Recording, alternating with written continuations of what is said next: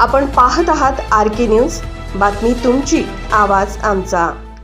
कोलोली धाकटी दिवाळी उद्यापासून सुरू। बुधवारपासून सुरू होणाऱ्या कोलोली येथील श्री गाडाई देवी म्हणजेच धाकटी दिवाळीची तयारी झाली असून ग्रामस्थांनी व भाविकांनी सहकार्य करावे असे आवाहन उपसरपंच प्रकाश पाटील यांनी केले आहे। पन्हाळा तालुक्यातील कोलोली येथील श्री गाडाई देवी देवदिवाळी म्हणजेच धाकटी दिवाळी बुधवार गुरुवार मोठ्या उत्साहात साजरी होत आहे।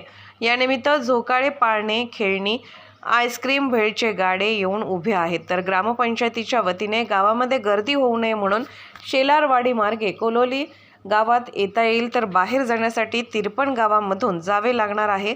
तमाशा, ऑर्केस्ट्रा, बैलाचे गाडे आदीचे नियोजन करण्यात आले असून ग्रामस्थांनी व भाविकांनी सहकार्य करावे असे आवाहन गावचे उपसरपंच प्रकाश पाटील यांनी केले आहे।